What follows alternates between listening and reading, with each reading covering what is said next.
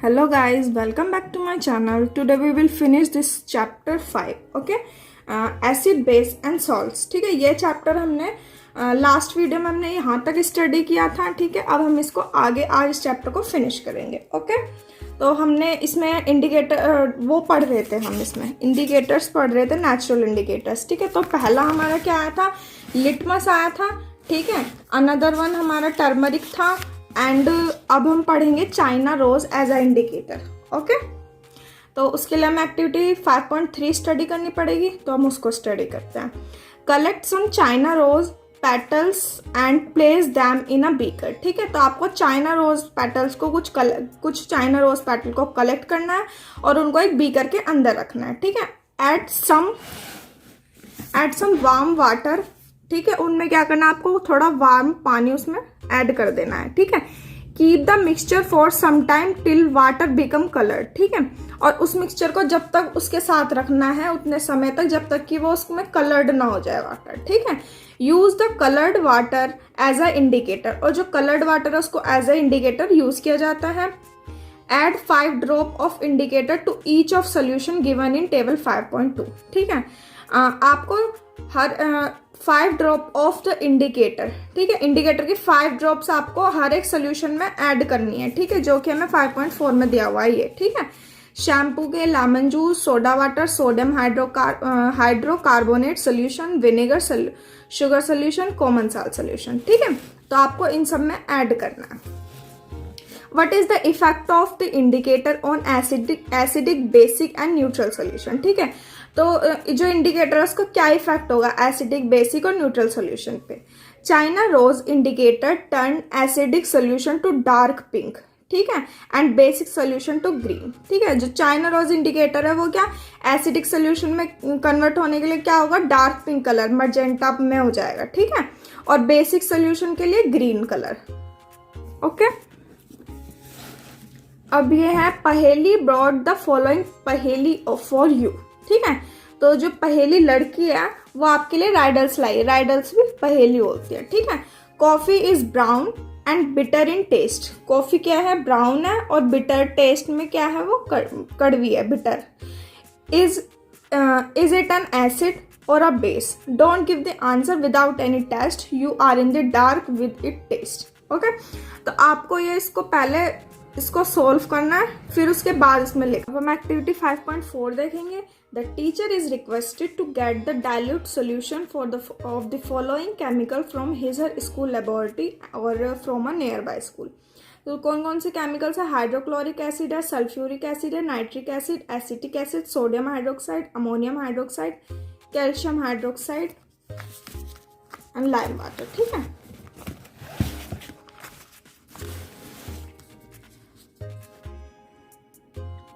Demonstrate the effect of 3 indicator on each of these solution. ठीक है, जो 3 indicators के इन पे क्या इफेक्ट पड़ेंगे उसको आपको लिखना है. रिकॉर्ड योर ऑब्जर्वेशन टेबल 5.5, और 5.5 टेबल में आपको ये ऑब्जर्वेशन को रिकॉर्ड करना है. ठीक है, टॉपिक आता है हमारा नेक्स्ट, न्यूट्रलाइजेशन.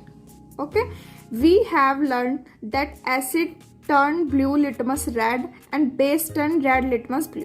ओके, हमने ये पहले ही लर्न कर लिया है, पढ़ लिया है कि जो एसिड है वो ब्लू लिटमस टू रेड में कन्वर्ट होगा और बेसिक जो है वो रेड लिटमस टू ब्लू में होगा. Let us see what happen when an acid is mixed with a base. ठीक है, तो अब हम स्टडी करेंगे कि जब क्या होगा जब हम किसी एसिड को बेस में मिक्स करेंगे. ठीक है, we are going to use an indicator you have no use so far. It is called phenolphthalein. ठीक है, अब हम क्या एक यूज करेंगे ऐसा as a indicator you have don't use so far. ठीक है, तो उसको हम क्या बोलेंगे, फिनाफ्थलीन बोलेंगे. Activity 5.5 to be demonstrate by teacher in the class. Fill 1/4 of test tube with dilute hydrochloric acid. ठीक है, आपको टेस्ट ट्यूब को 1/4 फिल करना है, किससे, हाइड्रोक्लोरिक एसिड से. नोट डाउन इट कलर, उसका कलर को आप नोट डाउन कर लें. Note down the colour of phenolphthalein solution also, और जो फिनाफ्थलीन सोल्यूशन है उसके कलर को भी आप पहले ही नोट डाउन कर लें. Add 2 to 3 drop of indicator to the acid. ठीक है, और आपको जो है 2 से 3 ड्रॉप इंडिकेटर की एसिड में ऐड करनी है. Now shake the test tube gently. अब आपको टेस्ट ट्यूब को शेक करना है। Do you observe any change in colour of acid, क्या आपने देखा कि एसिड के कलर में कोई चेंज आया या नहीं आया। Add to the acidic solution a drop of sodium hydroxide solution by a dropper, ठीक है। और आपको जो एसिडिक सोल्यूशन है उसमें आपको एक ड्रॉप सोडियम हाइड्रोक्साइड सोल्यूशन की ड्रॉप डालनी है, किसकी मदद से, ड्रॉपर की हेल्प से। Stir the tube gently, okay, आपको ट्यूब को शेक करना है, स्टिर करना है, ठीक है। Is there any change in colour of solution, क्या सोल्यूशन के कलर में कोई चेंज आया या नहीं। Continue adding the sodium hydroxide solution drop by drop while stirring till the pink colour just appear, ठीक है। और ये आपको ये एक्टिविटी जब तक करनी है उसमें आपको सोडियम हाइड्रोक्साइड सोल्यूशन के ड्रॉप एक एक करके डालते रहना है जब तक कि उसमें क्या पिंक कलर अपेयर ना हो जाए, ठीक है। Now add 1 more drop of dilute hydrochloric acid, ठीक है। अब आपको क्या एक और ड्रॉप ऐड करनी है डाइल्यूट हाइड्रोक्लोरिक एसिड की। वट डू यू ऑब्जर्व, अब आपने क्या ऑब्जर्व किया, the solution again become colourless, ठीक है। आपने उसमें और हाइड्रोक्लोरिक एसिड ऐड किया तो उसके कलर में क्या हो गया, कम हो गया, यानी कि लाइट हो गया, कलरलेस होने लगा वो। Again add 1 drop of sodium hydroxide solution, फिर आप उसके अंदर एक और ड्रॉप ऐड कीजिए सोडियम हाइड्रोक्साइड सोल्यूशन की, ठीक है। Is there any change in colour, अब कलर में कोई चेंज आया, the solution again become pink in colour, और फिर क्या सोल्यूशन दोबारा किसमें, पिंक कलर में अपेयर हो गया, ठीक है। It is evident that when the solution is basic phenolphthalein give a pink colour, ठीक है। ये एविडेंट है, प्रूफ है कि जब सॉल्यूशन बेसिक होता है तो फिनाफ्थलीन पिंक कलर में हो जाता है, ठीक है। On the other hand when the solution is acidic, और जब सॉल्यूशन एसिडिक होता है तो वो क्या होता है, कलरलेस, क्या हो जाता है, वो कलरलेस होने लगता है। When an acidic solution is mixed with a basic solution, both the solution neutralize the effect of each other, ठीक है। जब हम एसिडिक सोल्यूशन को बेसिक सोल्यूशन के संग मिक्स करेंगे तो जो दोनों के दोनों जो सोल्यूशन है वो बेसर, यानी कि उसमें कोई इफेक्ट नहीं होगा, ठीक है। When an acidic solution and a base solution are mixed in suitable amount, both the acidic nature of acid and the basic nature of the base are destroyed, ठीक है। जब हम एक एसिडिक सोल्यूशन और एक बेसिक सोल्यूशन को mix करेंगे suitable amount में तो दोनों के दोनों क्या होंगे, एसिडिक नेचर, एसिड का एसिडिक नेचर और बेस का बेसिक नेचर दोनों के दोनों क्या हो जाएंगे, डिस्ट्रॉयड हो जाएंगे, क्या हो जाएंगे, डिस्ट्रॉयड, ठीक है।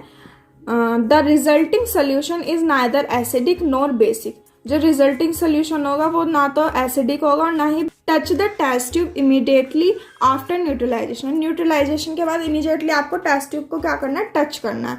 व्हाट डू यू ऑब्जर्व, आपने क्या ऑब्जर्व किया, in neutralization reaction heat is always produce, ठीक है।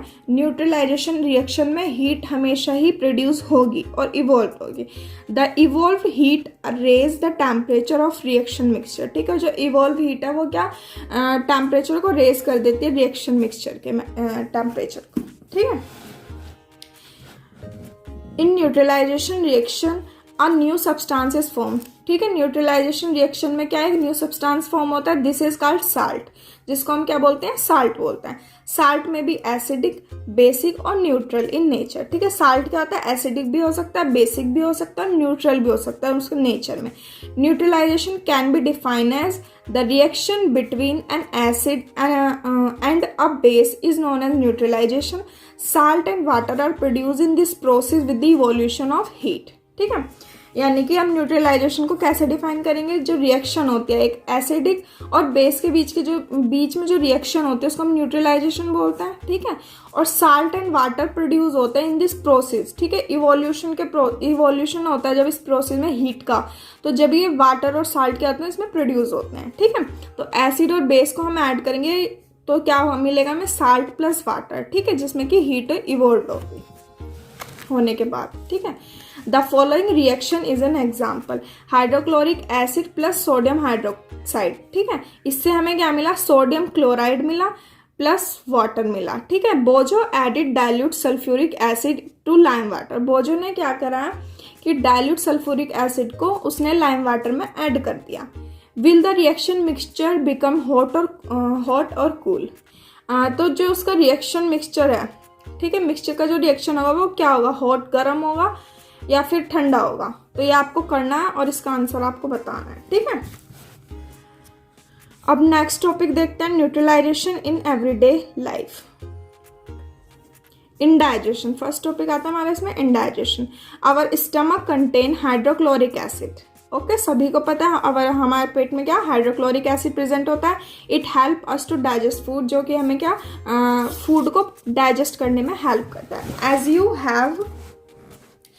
Have learn in chapter 2, but too much of acid in the stomach cause indigestion. ठीक है, और लेकिन जो बहुत ज़्यादा मात्रा में एसिड प्रेजेंट होना स्टमक के अंदर, वो क्या होता है, इंडाइजेशन हो जाता है। Sometime indigestion is painful. ठीक है, क्या कई बार इंडाइजेशन पेनफुल होता है, और हम to relief indigestion we take an antacid such as milk of magnesia which contain magnesium hydroxide. ठीक है, और हम इंडाइजेशन रिलीफ पाने के लिए हम क्या करते हैं, एंटासिड एसिड लेते हैं, जैसे कि हमारा मिल्क ऑफ मैग्नीशिया हो गया, जो क्या कंटेन करता है, मैग्नीशियम हाइड्रोक्साइड कंटेन करता है। ठीक है, it neutralise the effect of excessive acid. ठीक है, और जो ये एक्सेसिव एसिड होता है उसको न्यूट्रलाइज करता है, उसके इफेक्ट को।